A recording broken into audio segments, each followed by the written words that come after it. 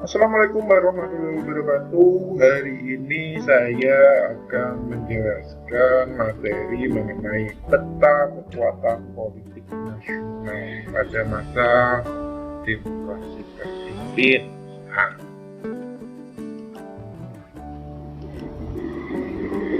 pada waktu itu peta kekuatan politik nasional jadi dari tiga ya, di mana Insinyur Soekarno sebagai seorang presiden ini sebagai pemegang kekuatan penuh, di mana lalu di bawahnya ada TNI dan TNI AD sama PKI. Nah, Soekarno di sini sebenarnya sebagai penengah antar dua kekuatan politik pada waktu itu, ya TNI dan PKI yang saling berseteru dan sedang.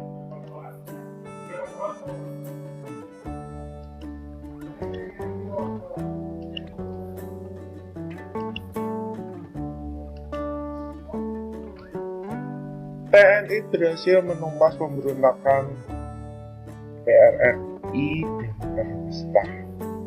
TNI memprakarsai diberlakukannya kembali UUD 1945. Alasan TNI sebagai pemegang peran penting dalam bidang politik. Ini ada dua jasa atau ibarat keberhasilan TNI ya, sehingga dari sinilah akhirnya ini membuat popularitas TNI AD meningkat dan memiliki pengaruh politik yang cukup kuat.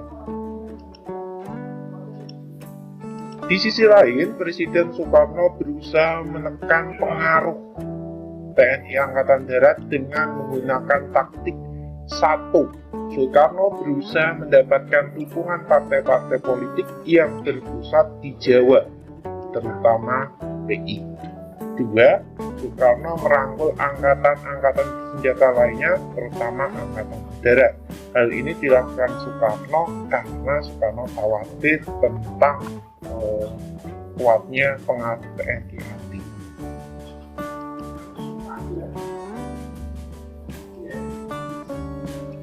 Alasan PKI menjadi pemegang kekuasaan politik.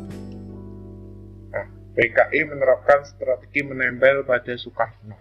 Kalau kalian ingat, memang PKI pernah melakukan sebuah pemberontakan. Tapi pada waktu itu ada dua tokoh yang berhasil melarikan diri, yaitu D.N. Aidit dan Nurman. Mereka akhirnya kembali lagi dan membangun PKI menjadi partai yang besar, bahkan berhasil memenangkan pemilu nanti, ya, pada tahun 1955. Nah, strategi yang mereka gunakan untuk membuat PKI ini bisa menjadi partai besar adalah dengan cara mendompleng popularitas Soekarno. Nah, caranya gimana mendomplengnya? PKI memanfaatkan ajaran Nasakom agar mendapat tempat yang sah dalam konstelasi politik Indonesia. Nasakom itu apa? Nasakom nasionalis agama komunis. Ini adalah sebuah ideologi yang digagas Soekarno dengan tujuan menggabungkan ideologi nasionalis, agama, dan komunis agar bisa menjadi satu kesatuan dan tidak berselisih lagi seperti yang terjadi pada masa sidang badan konstituante yang gagal gara-gara pertikaian antar kelompok atau partai politik ya. PKI melaksanakan manifesto politik secara konsekuen yang berarti sama dengan melaksanakan program PKI yang bertujuan memperoleh citra sebagai pendukung Soekarno. Karena hal inilah akhirnya rakyat menganggap PKI ini adalah pendukung utama Soekarno, sehingga hal ini menyebabkan PKI mendapatkan banyak simpati dari rakyat karena keberhasilan PKI dengan mendompleng atau menempel pada Soekarno, memanfaatkan popularitas atau perkenalan Soekarno. Soekarno berencana membentuk Nasakom pada tahun 1960 ya. Nasakom tadi Pak Dudul udah bilang nasionalis agama. Sebenarnya tujuan dari Soekarno ini menengahi dua kekuatan antara PKI dan TNI AD yang tadi semakin kuat ya. tetapi gagal karena apa? Ditentang oleh kalangan Islam.